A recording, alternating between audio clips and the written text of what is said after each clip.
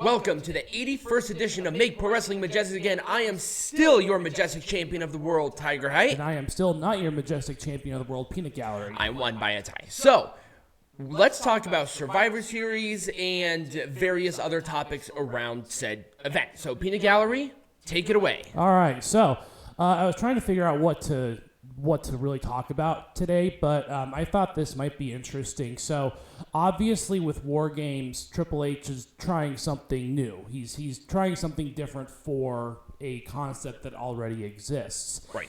And so that got me to thinking, well, what other possibilities are there for match types to be changed going forward? What will he be experimenting on in the future?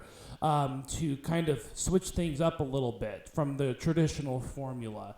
So there are a couple of matches, or match types rather, that I would personally like to see being implemented in the WWE, at least on a trial basis. So obviously with WarGames, there's the WarGames match. And WarGames originated in WCW days.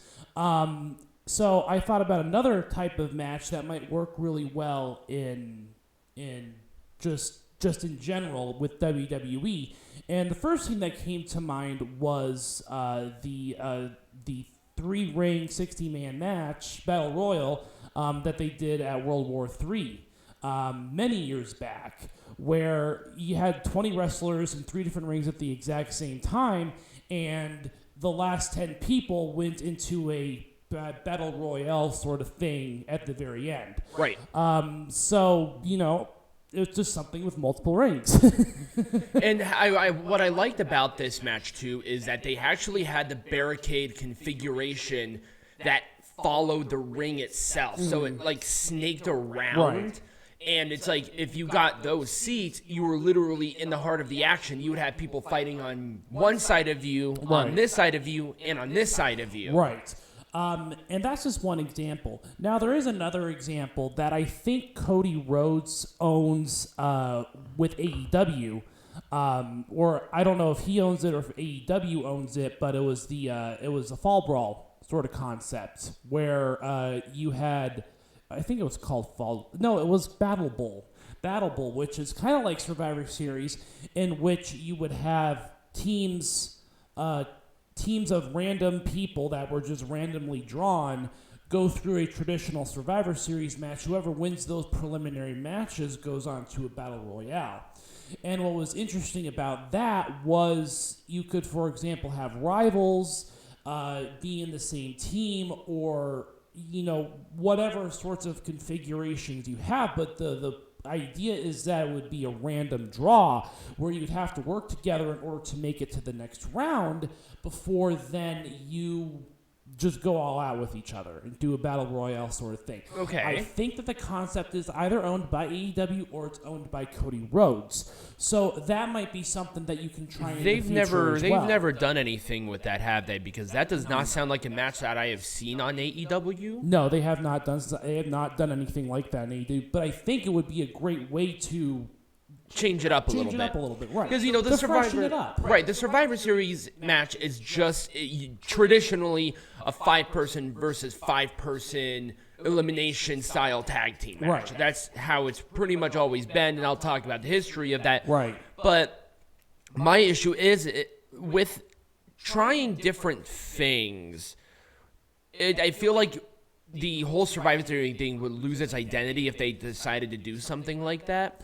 Well, again, they could do it for other pay-per-views as well. So the Battle Royale at World War III, for example, could be used in a setting like Royal Rumble, where you can incorporate Royal Rumble-esque style, but instead of having one ring, you have 3 different rings, and each person has to go to a randomly selected ring.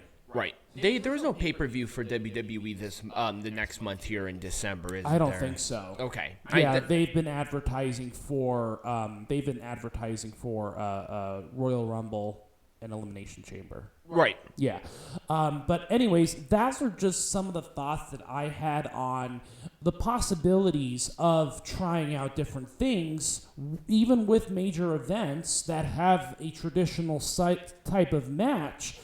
just like what we had seen with WarGames and Survivor Series. And I hate saying this, but I hope the WarGames thing is not going to be a constant just at Survivor Series.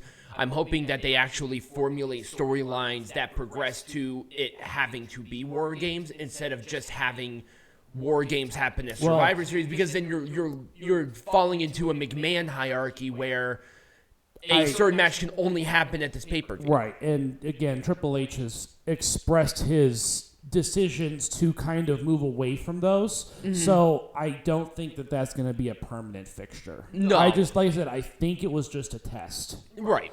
But there are possibilities, there are endless possibilities to do something creative with a traditional pay-per-view style, with a traditional match.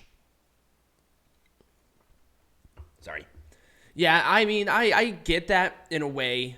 It's just I'm just a bit worried that they will fall into that line again, and it's just like, oh man, don't label it as WarGames, because then you're almost giving people the expectation that WarGames is always going to be at the Survivor Series, but the Survivor Series already had a specialty match, and this is the first time in a while that they have not had a Survivor Series match at the Survivor Series. And I think it's just going to fall on how it's received. Right. And that's it. So those were just some thoughts I had. I don't have anything else to add. Okay. Awesome. So when we come back, we will be talking about the history of not Survivor Series as the pay-per-view, Survivor Series as the match, or the form of the Survivor Series match. So when we return, we'll go to that.